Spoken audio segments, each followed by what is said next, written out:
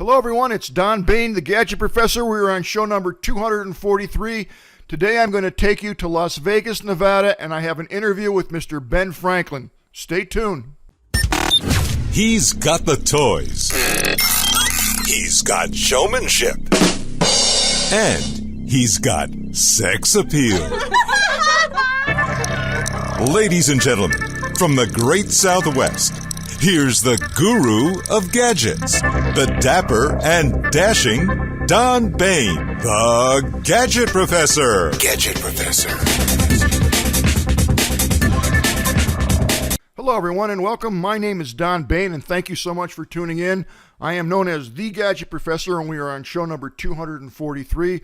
We have an interesting show for you this week. I was in Las Vegas, Nevada 2 days this week, and I was actually interviewing people at the Exhibitor Live trade show, and what that is basically a trade show for trade show people. So if you're planning on having a booth developed, or you have a booth already, a trade show booth, and you want to enhance it, this is definitely the show that you would go to. And I saw a lot of really interesting technology, and I had done a lot of interviews. One particular person was Wayne Sullivant, and he's from PeopleVision, and they do just some incredible things. So I thought I would show you about a 6-minute interview, and you're going to see some really, really incredible technology. Take a look at this. Hello everyone, this is Don Bain, the Gadget Professor, and I am here in Vegas right now, and this is amazing technology. I'm here with Wayne, and he is from a company called PeopleVisionFX, and this is really extraordinary. Wait till you hear this. Wayne, how are you today? I'm good. Tell me a little bit about Mr. Ben Franklin here. Okay, well what you're looking at is a three-dimensional video projection. So the video screen, instead of being flat, is sculpted in any shape. In this case, the shape of Ben Franklin's face, but it could be anybody or anything. So there's actually a projector embedded somewhere in here giving you, is it a three-dimensional projector? It is, and the images themselves are contoured to correct for the distortion you get when you project on a surface that isn't flat. In this particular case, the image is coming from behind the wall, right through the back of his head, into his face. But sometimes they're done inside the body. Sounds a little painful, but... That's right. Okay, so a couple technical questions for you. I understand it's a 3D image, but where did you get the actual model of Ben Franklin? That's sculpted by hand, vacuum formed, and we have a proprietary process for turning that into a projection surface. So you could take any figure, correct, any person, and just, you're basically building the 3D model. That's right. So we will build a screen for that person, and we'll also then contour the video for that person. Okay, and then the rest is pretty simple, but you create the whole entire project, if you will. You'll deliver the entire project. That's right. We do complete turnkey projects, so that includes all of the hardware, video production, right through technical support and installation on site and training.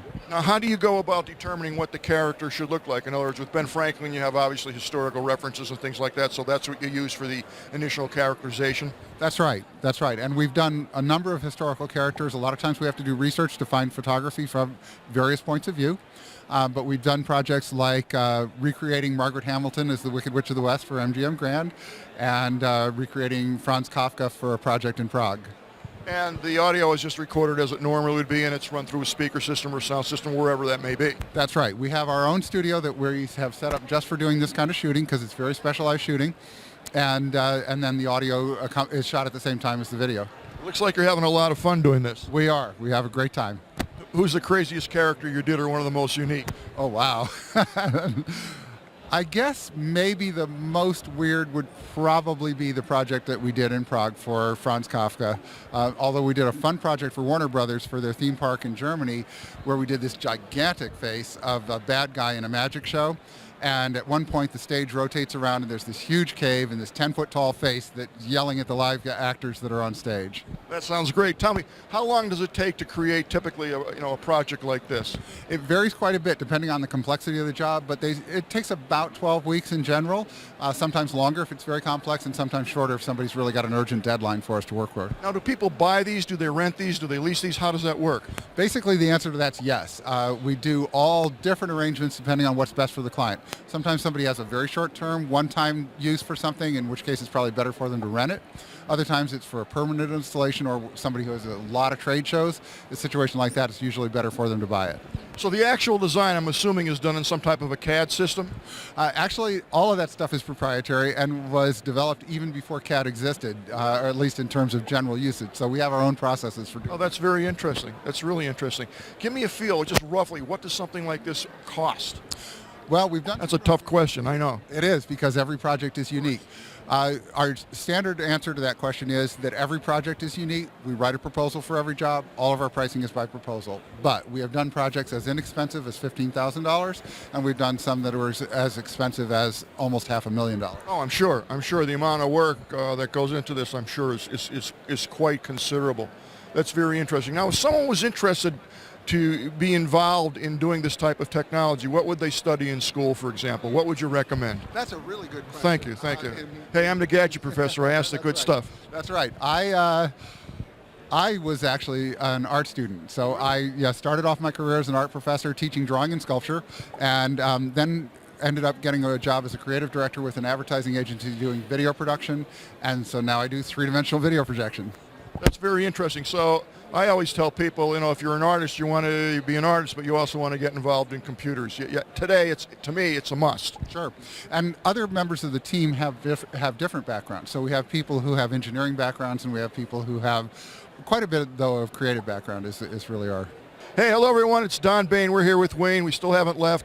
This guy has some incredible technology. Basically, I'm looking into a mirror right now, which is reflecting back into the camera.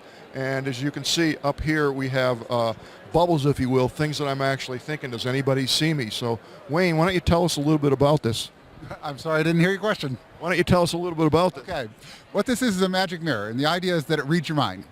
The way it works is that there's an ultrasonic broadcaster that's there and also a receiver. So high-frequency sounds that we can't hear are bouncing off of us, going back to the mirror, telling it that there's somebody here and where they are.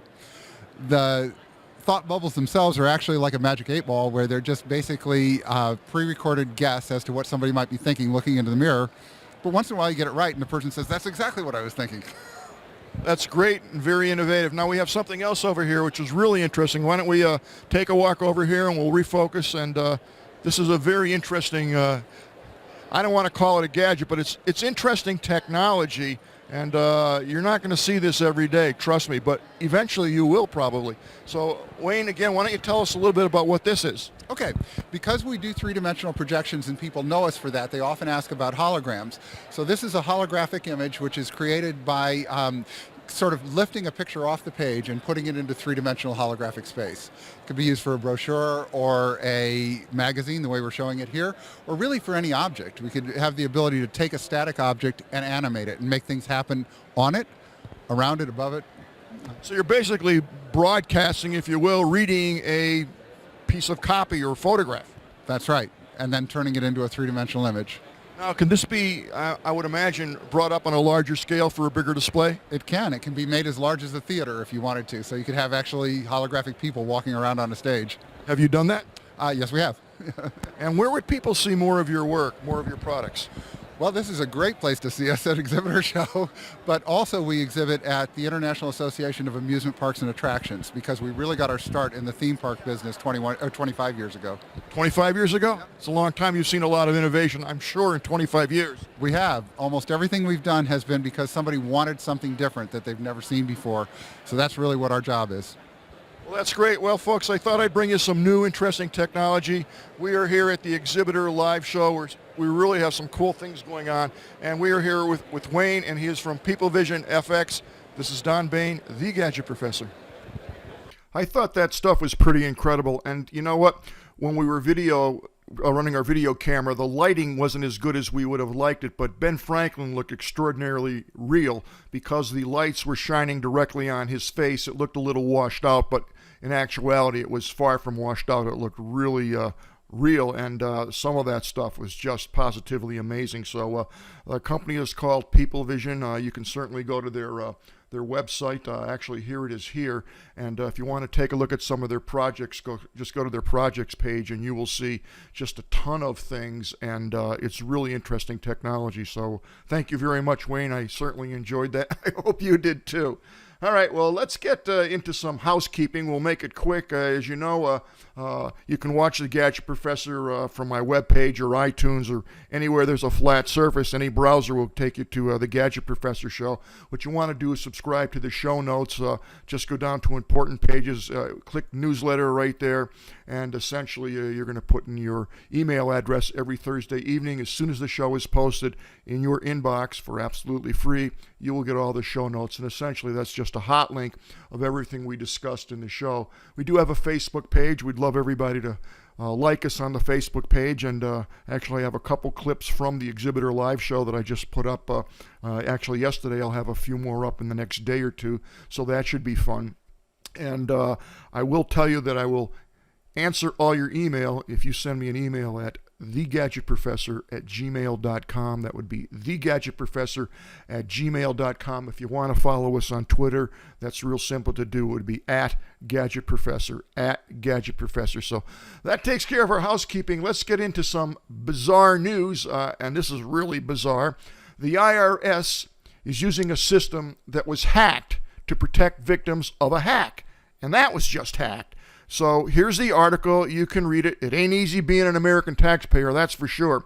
The U.S. Internal Revenue Service last week said that the number of records lost in the 2015 data breach was higher than previously thought.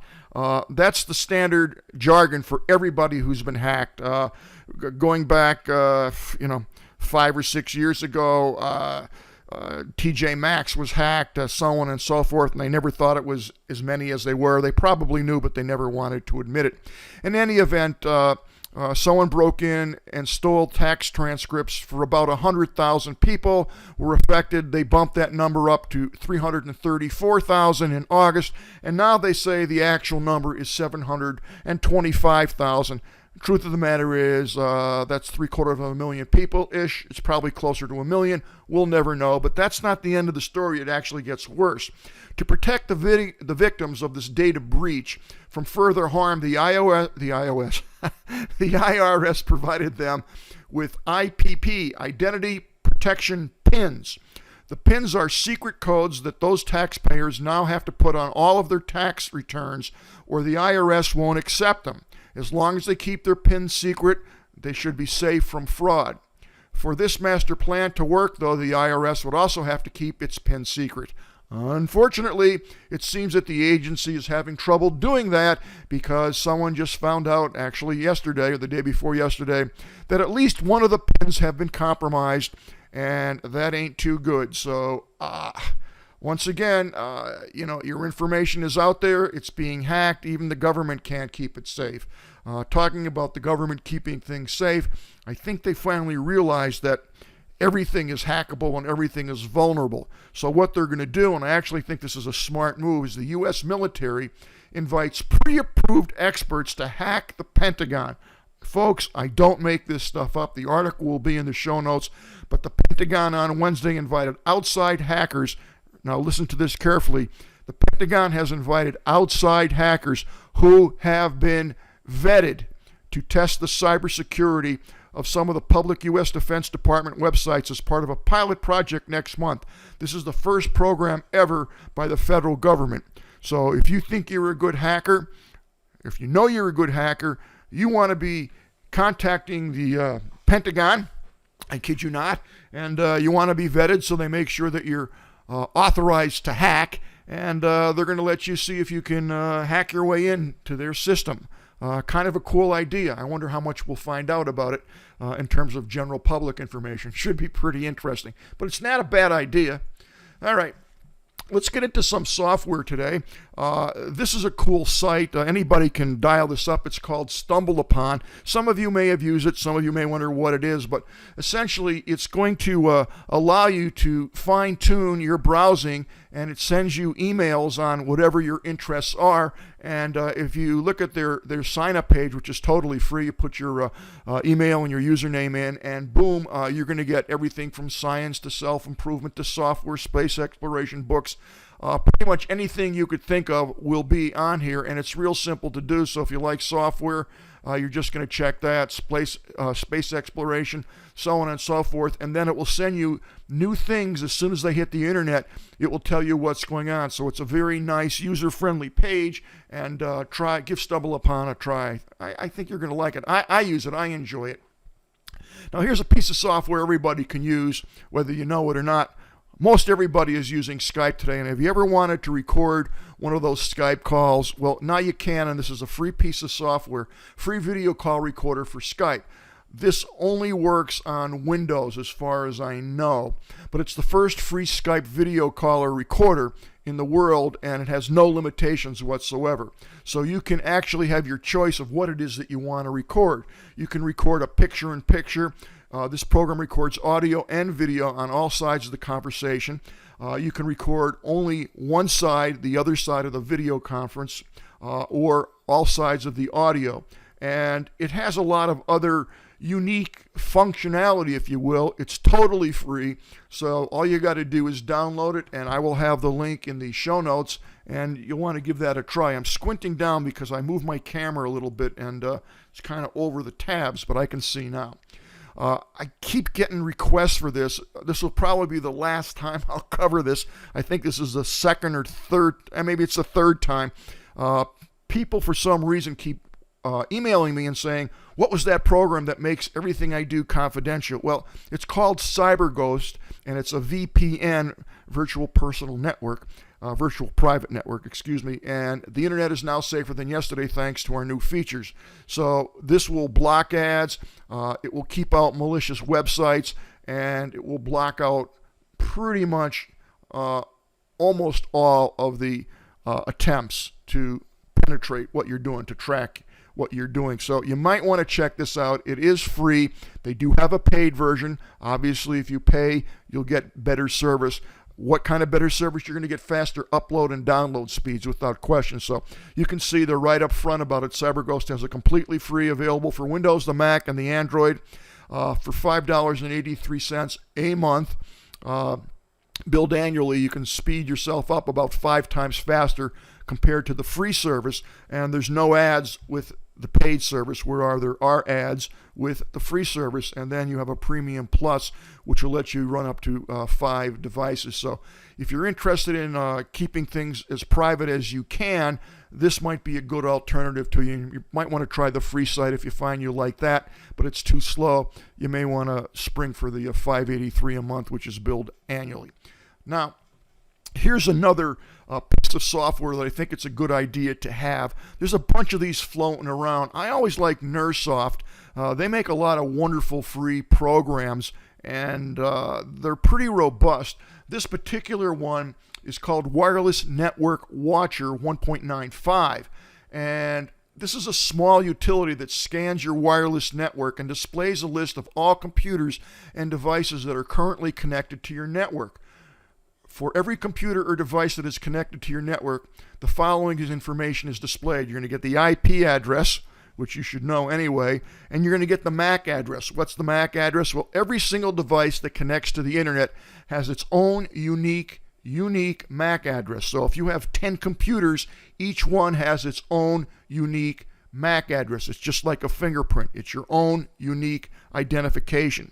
And that's what can get you into big trouble if someone is tracking you, or if you're doing something you shouldn't be doing. The authorities or whoever can easily get your MAC address.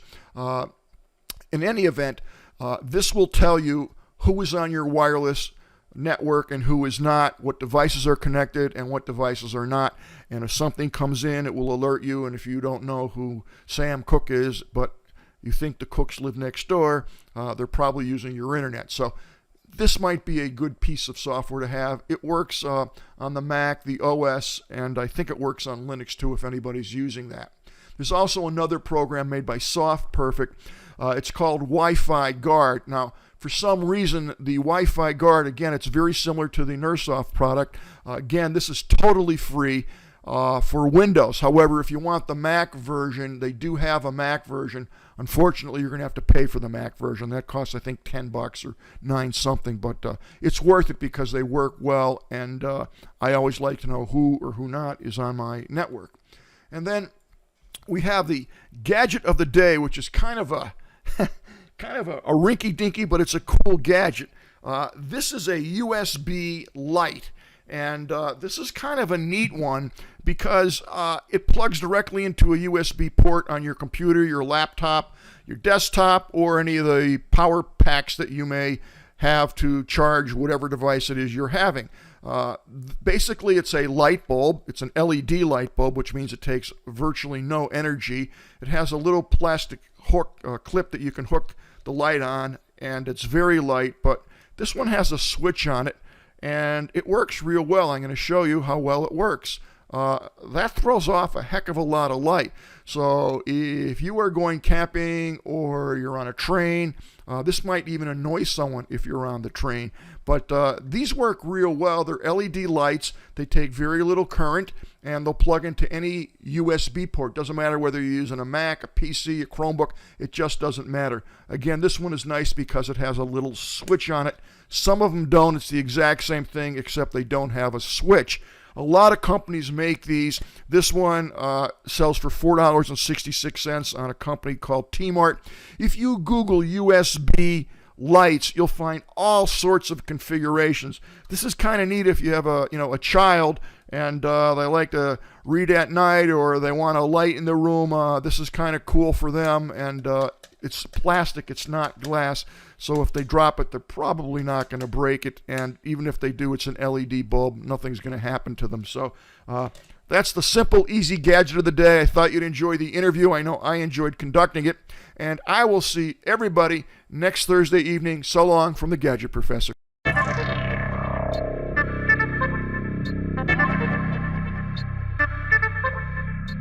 The Gadget Professor is produced by Don Bain, Multimedia Communications, LLC. If you would like your product reviewed on The Gadget Professor or would like to appear on The Gadget Professor, contact us via email at thegadgetprofessor@gmail.com.